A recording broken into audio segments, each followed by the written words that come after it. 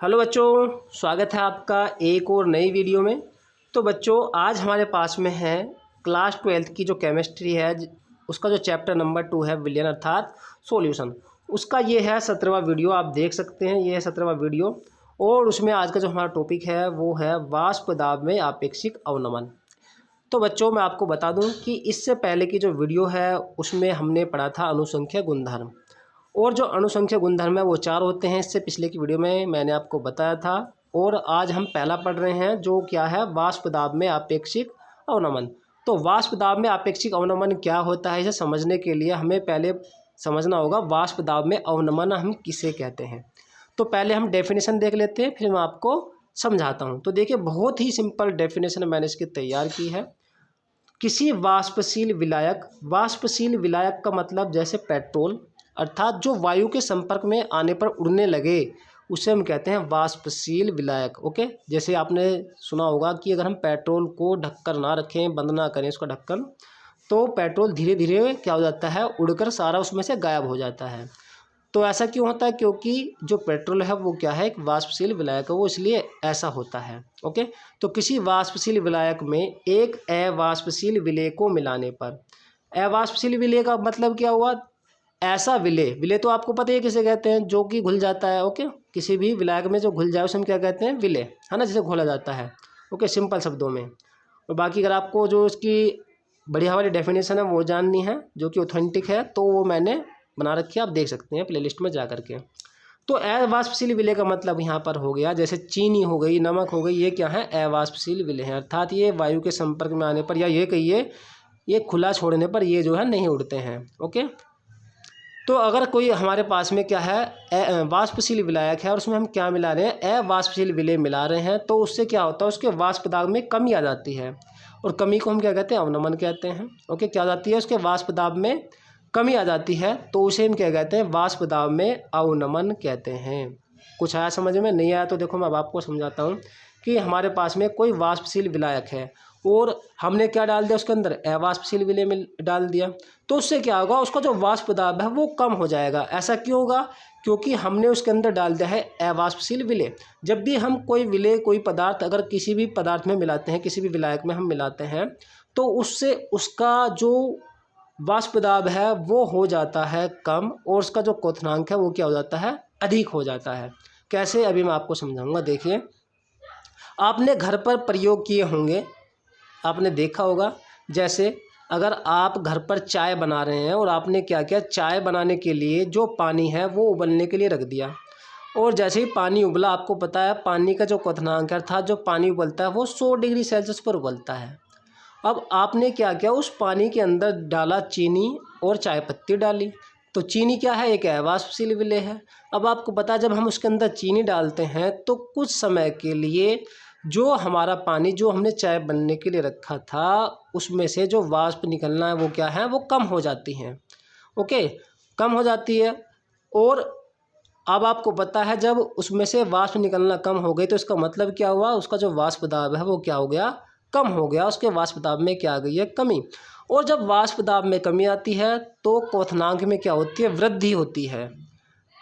अब मान लिया जल का जो तापमान था वो 100 डिग्री सेल्सियस था, जब हमने उसके अंदर चीनी डाली तो हमें उसमें और क्या करना पड़ेगा, और तापमान देना पड़ेगा।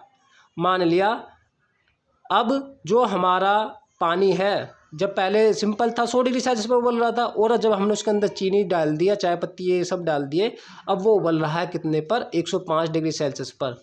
ओके, तो देखो उसके क्वथनांक में क्या हुई है, वृद्धि हुई है। कितने डिग्री सेल्सियस की, 5 डिग्री सेल्सियस की। तो आपको समझ में आया कि जब हम किसी भी विलायक में क्या मिलाते हैं, कोई विलेय मिलाते हैं, क्या मिलाते हैं, कोई भी विलेय मिलाएंगे, तो उससे क्या होगा, उसके वाष्प दाब में तो कमी आएगी, लेकिन उसका जो क्वथनांक है वो क्या हो जाता है, बढ़ जाता है, जैसे मैंने अभी आपको बताया।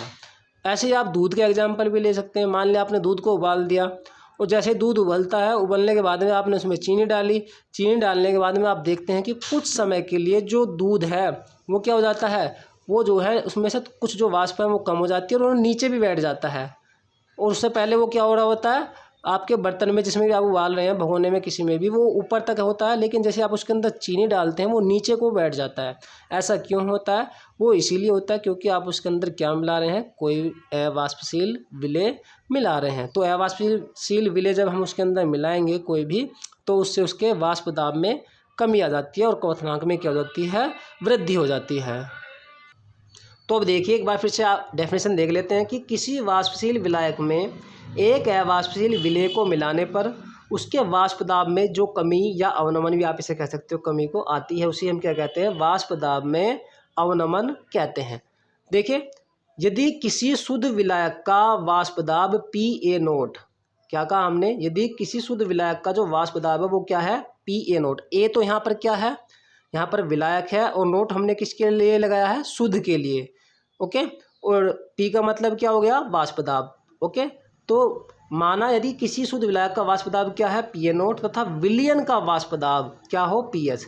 आपको पता है जो विलयन है वो होता है सॉल्यूशन, उसको हम दर्शाते हैं किससे, S से, और P हो गया वाष्प दाब। ओके, और जो विलयन है उसका वाष्प दाब क्या हो, PS हो, तो वाष्प दाब में जो अवनमन है अर्थात वाष्प दाब में जो कमी है वो कितनी हो जाएगी, वो हो जाएगी PA0 माइनस PS।